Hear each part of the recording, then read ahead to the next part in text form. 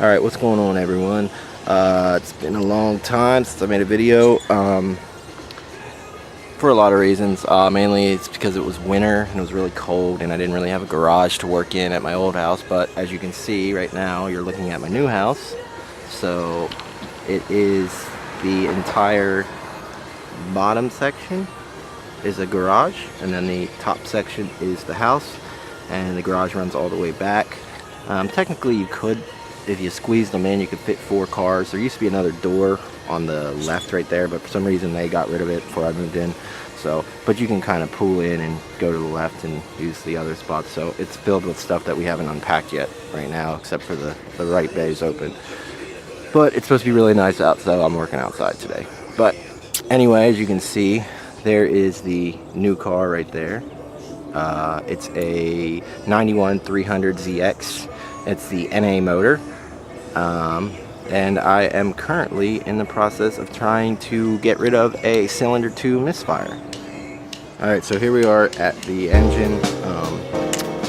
The issue is it's got a misfire, like I said, on cylinder number 2, and I figured that out by just pulling the coil packs as the car was running. When you went through and pulled each coil pack, each one, there would be a change in the engine sound because you're unplugging the spark plug pretty much. So, but this one right here on cylinder 2, there was no change at all. So that tells me it was obviously already dead.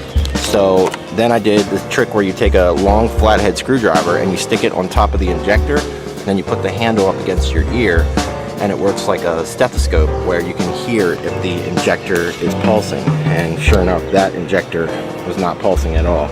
And one of the things that sort of weirded me out was you can see the tape job here that each pigtail was replaced.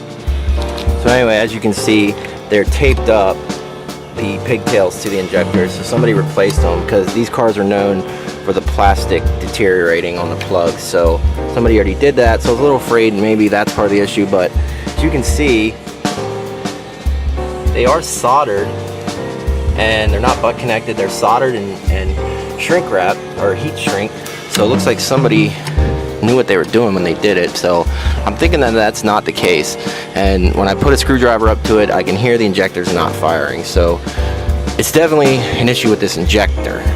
So really at this point, it can only be the injector itself, which is what I'm hoping because I have an injector, or something with the wiring, which obviously, like I said, I don't think it is because it looks fine there.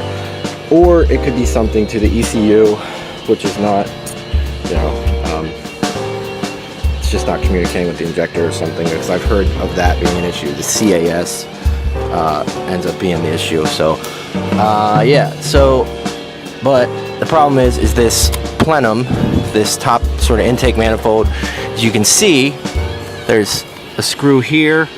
So there's your injector right there, and you see how the screw that holds that injector in is completely covered by the plenum over top.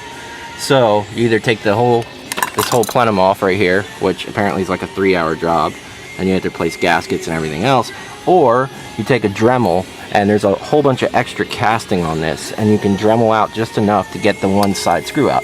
So cylinder 2 here I'm working on, you can see the one screw there. So cylinder 2 right there, in front of that blue connector, you can see the one screw, but you can't see the other one. So we come around the corner here, what I did is I Dremeled out right there to get a screwdriver on it, and I'm pretty sure I just broke it loose. So let me see if this thing comes out. So real quick, let me show you what I'm using. If you don't have one of these kits here, you should definitely get one. It's an impact driver. It works just like an impact gun, like it ratchets, but you hit it with a hammer, and it, you know, uses either Phillips bits or, you know, flatheads or whatever. But in situations like this where you have a screw that's really hard to get out, this thing is a total lifesaver. So you can see it just has a screw on it, and then it's like a socket that goes on a 1/2-inch drive. But you just sort of put it in, turn it to the left until, you know, it stops like you're about to unscrew it, and then you whack it with a hammer and it sort of ratchets, which, yeah, I mean, this thing's awesome. So definitely, if you don't have one of these, Harbor Freight has it. I think it was like $10 or something like that, but a miracle. Like I said, this is real pain.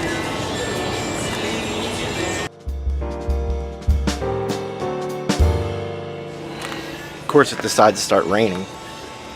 Are you kidding me? It's freaking raining. Alright, so I had to take a break quick because it started pouring down raining on me, like hardcore raining. And then I got the easy up set up to get out of the rain because I was going to just pull the car into the garage. Then I realized I had removed a bunch of crap and I really couldn't drive the car right now without putting a bunch of stuff back together. I didn't want to do that, so then I remembered I had the easy up, so I threw that up. It's been raining consistently for like an hour now, and it wasn't even supposed to rain today, so yeah. So then I got hungry. Then I took the old truck there down to a couple blocks down to the sub shop, and when I come out, the old truck is stuck in first gear for some reason. Will not come out of first gear, so that's another thing I'm going to figure out. So I had to park it there because I really couldn't reverse it into the spot I usually park it. So now I'm blocking the damn alley, so that ought to be fun dealing with people. So the problem with the truck is that right there, that lever, where like it's like two little arms that fit together, and that thing moves up and down, and it's connected to the transmission underneath. It goes through the firewall there, and that's what's connected to your actual shifter. But anyway, that thing right there was stuck.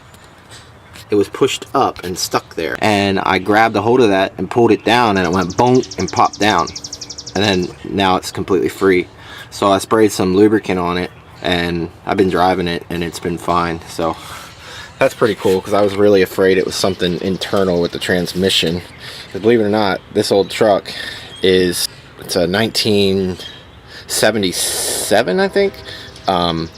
Yeah, 1977 Chevy C20. It's got a 350 V8, and from 77 it only had 78,000 original miles on it, which is pretty wild considering how many miles people put on cars these days and trucks. But yeah, this is the old truck that is more reliable than pretty much any other vehicle I have, and it's got a massive bed in it. It's an old piece of shit, but it runs.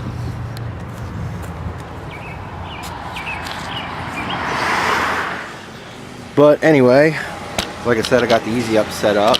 I got both the screws loosened on this thing, but I dremeled out enough room to get a screwdriver in there and loosen the screw, but it's still not enough room for the screw to clear the it's still hitting, you know, what's above it, the metal that's above it. So I'm gonna have to dremel out more of that. So, and I just realized I left my damn safety glasses in the house too. BRB.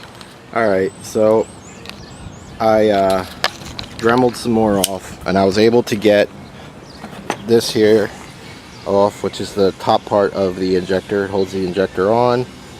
So I got that out, got both the screws out, which, as you can see there, you can kind of see it. It's really rounded off and shit, so I don't know if I'm gonna be able to find another one or not. Well, two, they're both like that. So if I could, ideally I'd like to find two new screws and put some anti-seize on them. But anyway, here's where we're at. Right there, how much I had to remove, you know, that's a lot. And I went really slowly, just, you know, little by little. Now I gotta take this little clip off, which is it's a little clip that holds the connector in. You can get the light, you can see it sticking out down there behind the clip. I need to get that out without dropping it down in the engine bay, so that'll be a treat. I got this little pick here with pretty much a 180-degree hook on it.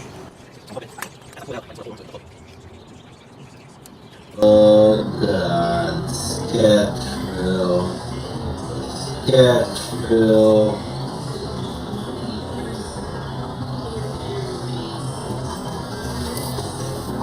Sketch drill. Oh, I got it. Oh God. That's how I was holding it, like that, as I was dragging it across the engine bay, trying not to drop it. Got lucky there. Good luck putting the thing back on too, right? Alright, so now I just got to pull the injector out.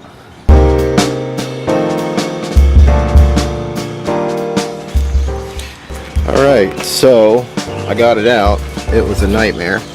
I really wasn't filming the process because you couldn't see anything anyway, but there you can see the hole. Got it out. I mean, talk about, you know, I don't think I've ever done a worse job as far as just extreme tediousness.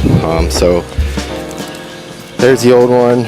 As you can see, the old one had the red top on it like that, but it was so brittle that to try and pull it out, it just broke right away. So then I could only grip the very top of the metal that you can see there. It was all chewed up. Eventually I was able to pull it straight up and out, so that's a good thing. So now I'm going to throw the new injector in, and I guess use these old fucked up screws unless I can find a new one. Oh man, that one's terrible though. I don't know, see what I can figure out. Alright, so I wanted to show you guys this real quick. This is the old injector, and if I can get the damn camera to focus on it, I'll show you. So you can see the top of it there, where it's cracked right there. Sorry, it's like really hard to get this focus there. There you can see it. It's got an actual big hole where a chunk of plastic's missing. Crack runs all the way down over across the top and everything. So yeah, it's pretty bad. So that's definitely, obviously, you know, broken, but also it wasn't working at all anyway. So. Alright, so I got the new injectors in. I got everything buttoned back up. It was a nightmare to say the least. But then again, it would have been a nightmare probably to take that plenum off the top. So I guess either way it was going to be a nightmare. So nothing I could have done about it. While I was at it, I replaced the fuel filter right there. It's because I was told I might as well do it while I'm at it. Plus it looked really old. Anyway, I think I'm ready to start it up, see what happens. So stay tuned. Here goes nothing, or something.